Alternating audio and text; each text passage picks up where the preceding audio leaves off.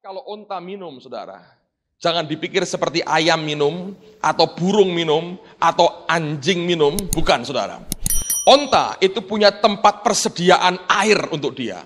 Kalau dikatakan dia puas minum, artinya dia minum, dia begitu banyak minum, berliter-liter dia minum, dan dia simpan tangki cadangannya berisi air, saudara. Kalau satu onta sudah begitu banyak, 10 onta Anda bisa bayangkan. Berapa kali dia mesti timba sumur, dan kalau dia adalah orang hari ini, begitu selesai langsung panggil tukang pijat, saudara. Pijat semua. Bayangin, perempuan beri minum 10 onta, sampai 10-nya puas. Kalau bukan dari dasar hati yang benar dan hati yang murni, tidak pernah ada pemberian yang semacam itu. Saudara sekalian, saya belajar bahwa ini yang perlu buat hidup kita. Angka 10 banyak orang berkata merupakan simbol dari angka tanggung jawab. Dan bukan hanya Eliezer yang dia beri minum, tapi semua yang tanggung jawab ada pada dia. Dia berkata, izinkan aku juga yang menyelesaikannya. Dan ini merupakan sikap hati. Yang dicari oleh Eliezer pertama adalah hati dari seorang wanita yang dia akan bawa kepada Ishak tuannya. Roh Kudus pun demikian. Dia tidak cari penampilan kita, dia cari hati kita. Dia tidak cari intelek kita, dia cari akan hati kita. Kalau gereja, anak-anak Tuhan bisa mengerti ini, saya percaya saudara sekalian, kita akan makin hari makin kenal siapa Tuhan yang sebenarnya. Segala sesuatu Anda harus menyadari, semuanya dimulai dari hati kita. Saya mau saksi saudara, karena saya belajar banyak dari peristiwa ini dan ini pengalaman memberkati saya. Kemarin saya cerita dengan Ibu Ruth dan tadi pagi saya diingatkan apakah akan saya ceritakan kepada saudara. Saya berkata ya, akan saya ceritakan. Saya ketika saya duduk di bangku SMP, itulah pertama kali ketika saya terima pelajaran bahasa Inggris dari guru saya. Dan pada waktu itu buat saya ini pelajaran ini sungguh tidak masuk akal. Saya berkata bagaimana is bisa menjadi was. Itu teori apa itu? Is jadi was.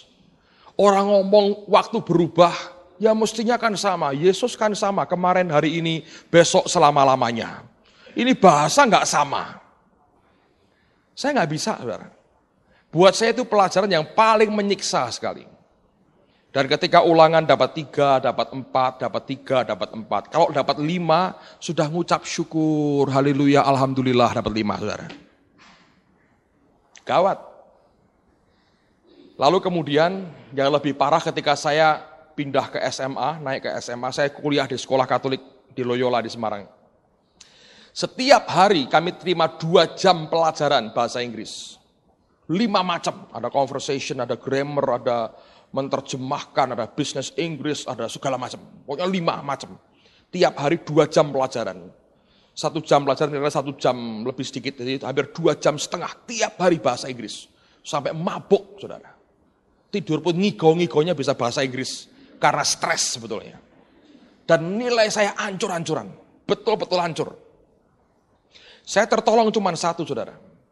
Pada waktu SMP saya punya guru yang ketika ngajar bahasa Inggris dia lebih banyak memberi vocabulary, perbendaharaan kata. Dan gurunya sadis. Kalau dia berikan tiap hari 10 kata. Dan kami harus hafalkan, setiap hari 10 kata harus dihafalkan. Nanti mendadak dia masuk kelas. Tunjuk 1 orang, maju. Ketika anaknya maju, dilihat catatannya. Kalau tulisannya itu kayak cakar ayam, berantakan, langsung dia robek di depan kelas. Dia buang. Ambil, tulis lagi. Bayangin. Nanti kalau tulisannya bagus, dia minta. Dia coba dites, saudara. Ngerti nggak? Tidak ngerti. Mulai. Zaman dulu guru sadis, saudara. Itu dipukul di depan yang lain. Jadi semua itu kalau dia masuk takut. Jadi menghafalkan karena tidak mau ditampar, saudara. Anda bisa mengerti itu bayangan orang ketakutan. Jadi saya ngapalin itu gara-gara apa? Daripada kepala saya benjol karena dipukuli tiap hari. Saya apalin, saudara. Tapi ketika SMA, berat sekali. Sampai saya lahir baru saya terima Tuhan Yesus. Dan kemudian pada waktu itu, kita ada namanya Jambore Pelajar tahun 80 di Tawangmangu. Di antara pembicara itu ada rombongan, teman-teman dari YWAM, banyak sekali, 17 orang. Dan satu pendeta dari Australia. Pak Yerim Yarim almarhum bersama-sama dengan kami pada waktu itu dalam panitia gabungan Semarang Surabaya. Dan pada waktu rombongan YWAM datang, teman-teman saya berkata begini, kamu kan Loyola, Inggrisnya bagus, ajak ngomong dong. Saya bilang, ya Loyola bagus, sayanya tidak bagus, saya berkata begitu. Kamu gak bisa? Enggak, saya bilang. Terus mereka ketawa, wah ini Loyola bodoh ini, Loyola gak bisa bahasa Inggris. Ya biarin, memang gak bisa kok. Suatu hari saudara, di dalam retret itu, waktu break makan siang, saya masih ingat itu kan ada gedungnya pemanjang begitu. Ini bangku kosong semua. Saya duduk dengan teman saya di lorong seperti ini. Ya, duduk itu ya seperti Sindu dengan sebelahnya lagi seberang sana. Kami ngobrol begini. Ini lorong. Kami duduk, kami ngobrol. Mendadak dari Allah luar Pak Yerim Yarim masuk. Dari mimbar pendeta Australia ini jalan. Bertemulah mereka di tengah-tengah. Kami lagi ngobrol begini. Mereka berdiri di samping kanan kiri kami. Lalu mereka ngobrol. Kami berhenti bicara, saya noleh lihat ke atas, mereka ngomong, jadi kita pura-pura menjadi pendengar yang baik. Tanpa ngerti yang diomongin apa. Kalau mereka ketawa, kita ketawa. Tapi terlambat, saudara. Yang seorang serius, manggut-manggut, kita ikut manggut-manggut begini. Kami berdua begitu.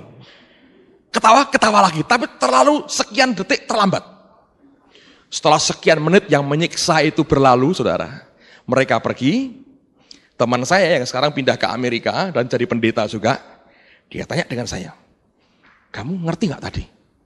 Saya bilang, gak ngerti. Kamu tahu gak? Enggak juga.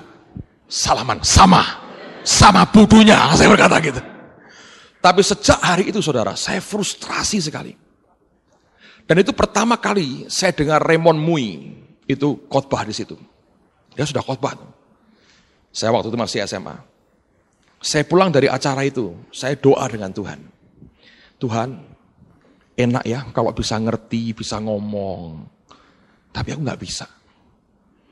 Mau belajar sendiri, terbukti dapat 3, dapat 4. Mau les, gak punya duit. Terus, mau apa kalau begitu? Tapi kepingin Tuhan. Dasarnya 0 sama sekali. Gak ngerti sama sekali. Apa yang terjadi saudara?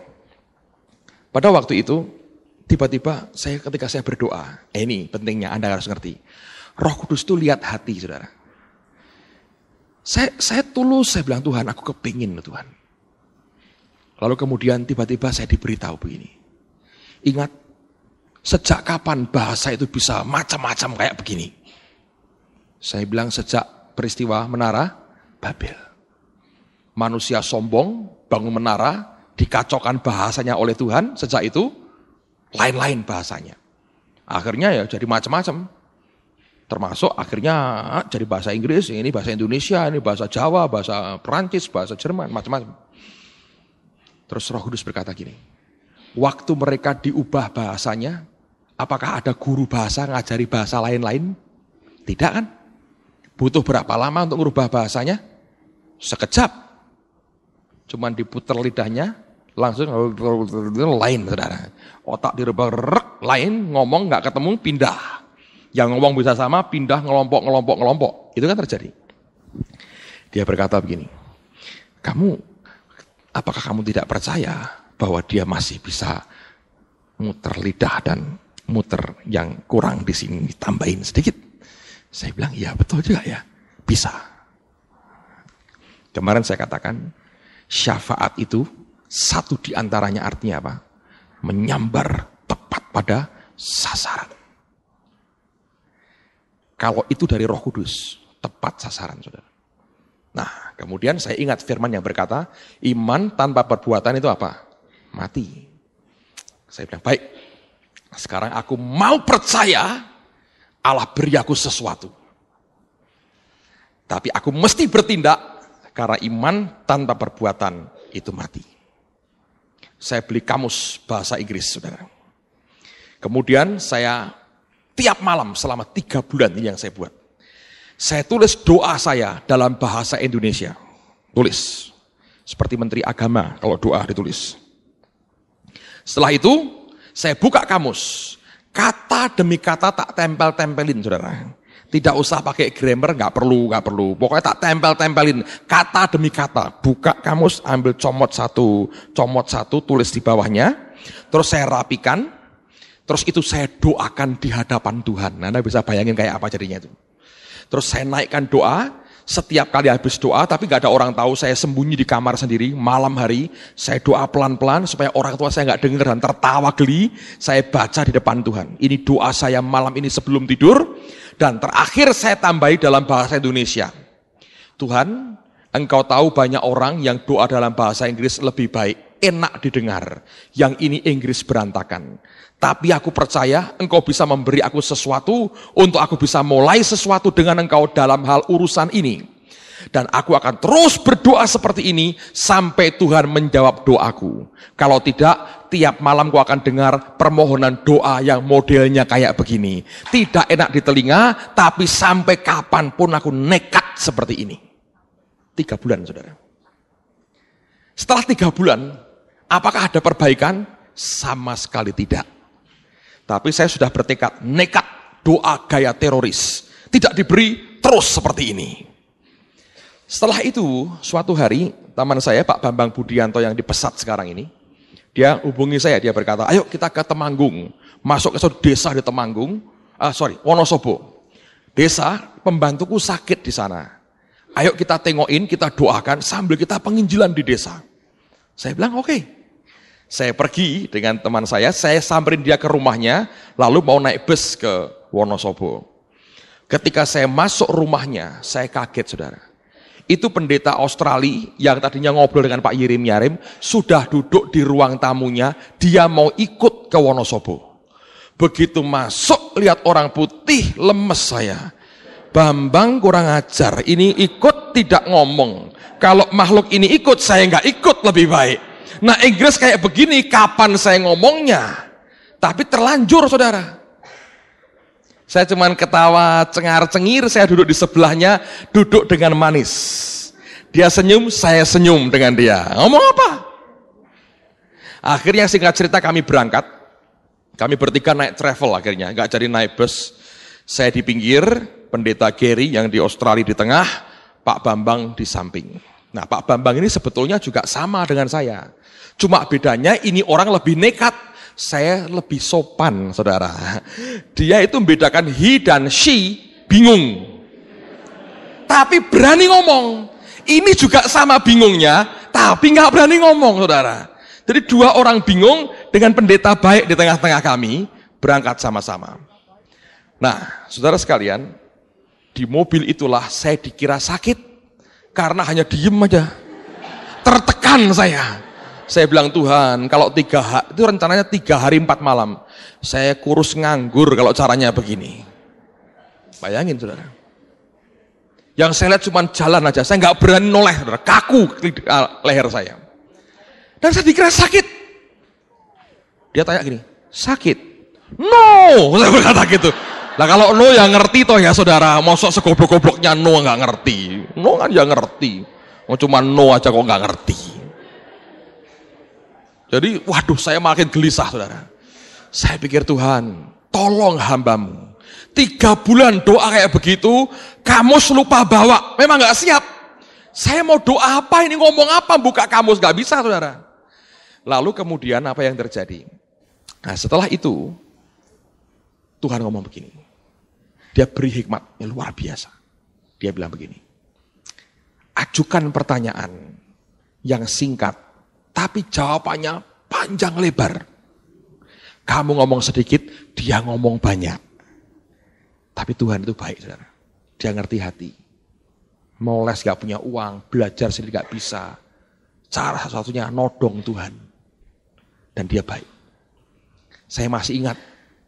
Saya berpikir begini, betul. Kalau aku tidak ngomong sekali, dipikir sakit. Dipikir lagi puasa bicara, repot. Saya mau ajukan pertanyaan, saya mikir, yang tidak usah pakai grammar, Yang ditempel-tempel bisa ada nggak ya kalimat begitu, saudara? Rupanya ada, saudara, ada. Karena hobinya nempel-nempel, lama-lama kebiasaan juga. Lalu saya mulai tempel-tempel.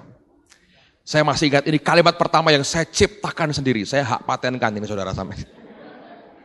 Saya berkata gini, ceritakanlah kepada saya tentang anak muda di Australia. Nah itu kan dari A sampai Z toh ceritanya, saudara ya. Terus saya tempel-tempel. Ceritakan kepada saya, tak ingat-ingat. Ingat, karena dulu banyak teman mainan gini. Oh, tell me. Bukan telat mikir, telat juga sih sebetulnya.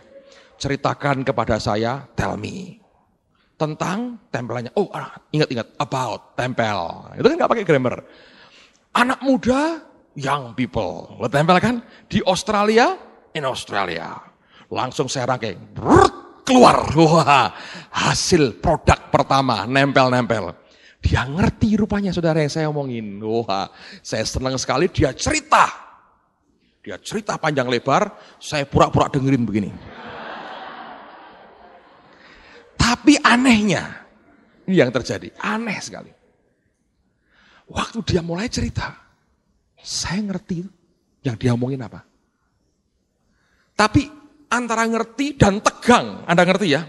Orang tegang itu kan tidak terlalu ngerti yang dia buat apa, atau sadar soal apa, dia nggak terlalu ngerti, tegang betul. Jadi duduknya begini, saudaraku, dia cerita. Saya mulai ngerti yang dia omongin.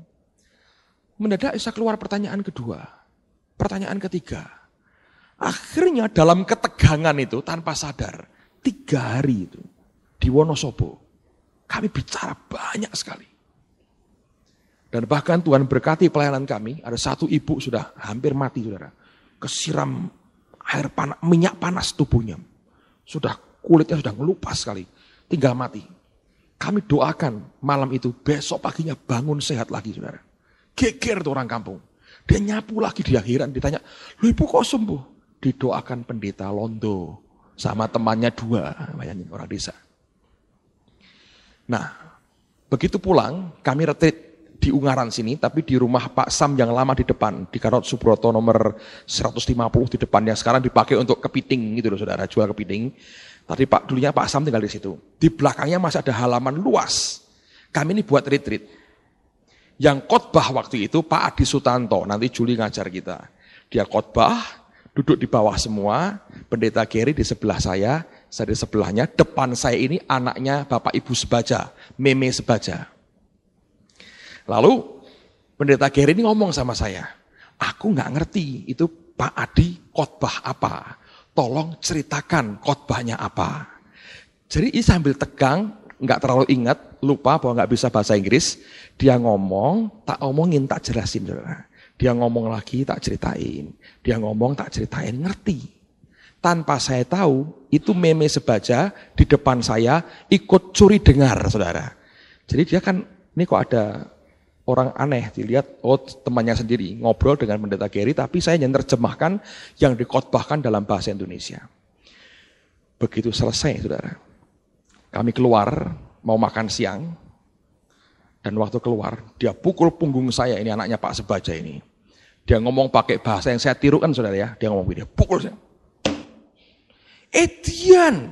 Nah orang Semarang itu, saudara. Orang Semarang itu baik atau buruk, Edian pokoknya. Edian itu edan. Inggrismu ciami, katanya begitu.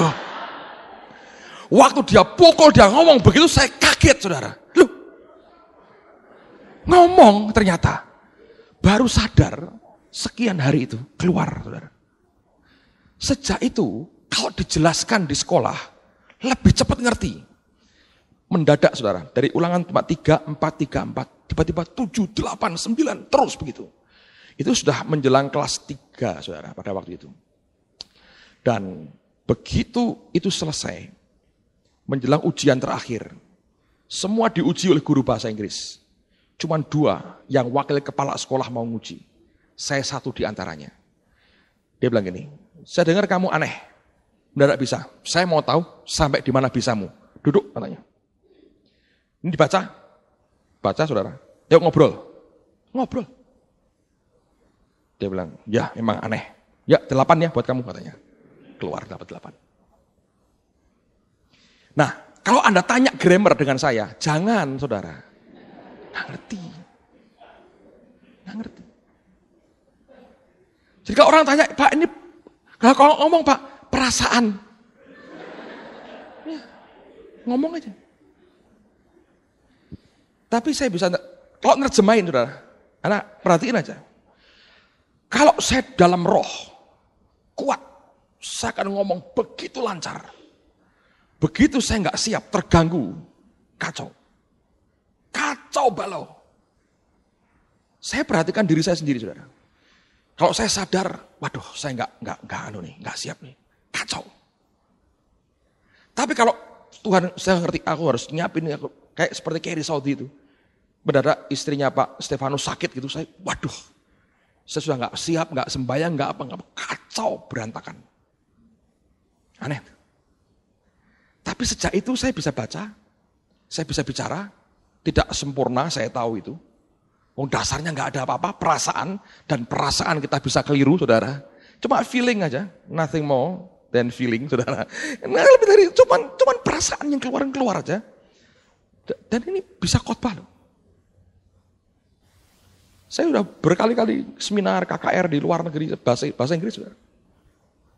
Bisa. Kalau ada yang segoblok saya dulu, misalnya, Tuhan yang sama yang saya sembah adalah Allah yang Anda sembah.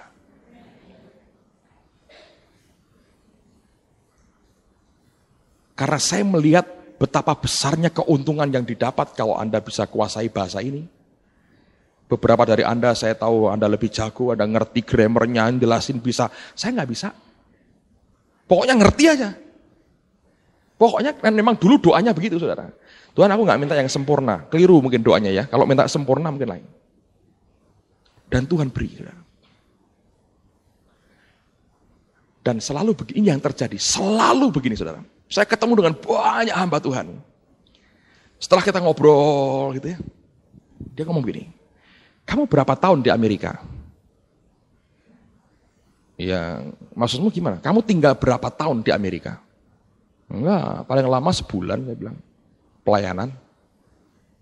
Terus dia bilang, kamu sekolah di mana? Bahasa Inggrismu kayak begitu. Saya bilang, saya ketawa akhirnya. Kenapa kok ketawa? Saya bilang, ada rahasianya. Ini rahasianya. Anda mau tahu? Jadi, saudara sekalian, Tuhan tuh ngelihat hati kita. Betul nggak? Lihat hati. Pak, saya nggak bisa, Pak. Asal bisa yes dan no, lumayan, saudara. Mulailah dengan itu. Dan kalau Anda bisa lihat Ribka, yang diminta cuma sedikit. Tapi kerinduannya memberi semua yang dia bisa beri. Kalau saudara punya kerinduan seperti itu, nanti urusan Tuhan untuk memampukan kita jadi seperti yang kita rindukan dalam hidup kita. Persoalannya, tidak cukup banyak orang berani mempercayai Tuhan dalam hidupnya. Itu aja. Suatu hari saya diundang ke Finland, saudara. Sebelum itu saya belum pernah khotbah dalam bahasa Inggris. Yang ngundang saya tidak tahu bahwa saya tidak pernah khotbah dalam bahasa Inggris. Karena kalau ngobrol begitu dia pikir dia orang ini pasti bisa. Saya diundang ke Finland. Saya diundang ke Jerman dulu waktu itu untuk ngisi retreat mahasiswa Indonesia di Eropa. Kemudian saya terus ke Helsinki, ke Finland. Saya dijadwal selama 1 minggu lebih KKR di gereja-gereja. Dan hari yang pertama saya diundang di gereja Pantai Costa di kota Helsinki, di pusat kota Helsinki di Finland. Di depan saya itu orang pirang semua. Orang Skandinavia kan semua begitu, saudara, yang pirang semua. Saya ajak istri saya bawa Alkitab tebel yang saya punya. Pada waktu itu hanya itu yang saya punya, saya bawa, saudara. Teman saya bilang, kamu harus diterjemahkan dalam bahasa Finland, karena mereka banyak yang tidak bisa bahasa Inggris, jadi harus diterjemahkan. Saya bilang, enggak masalah. Ngomongnya enggak masalah dalam hati, puji Tuhan. Sebab diterjemahkan lebih enak. Dia ngomong, saya mikir lagi ngomongnya apa, saudara. Ya kan? Kalau enggak diterjemahkan kan susah. Terjemahkan tuh untungnya saya ngomong satu kalimat, dia ngomong, sebentar dia ngomong, saya mikir lagi, Tuhan habis ini nyambungnya kalimat apa gitu, feelingnya baru jalan. Yang terjemahin saya, yang ngundang saya tidak tahu sama sekali. Terus ketika puji-pujian menjelang firman, pendeta berkata, sebentar lagi kita akan nyembah Tuhan, lalu kita akan dengar firman Tuhan. Ada hamba Tuhan dari Indonesia melayani kita. Saya bisikin istri saya begini, kamu sembahyang ya, aku sikat aja nanti. Bagianmu doa pakai bahasa roh, gua sikat aja. Kamu berani? Terpaksa, udah di sini. Saya berkata begitu. Salahnya berkata ya, saya berkata begitu.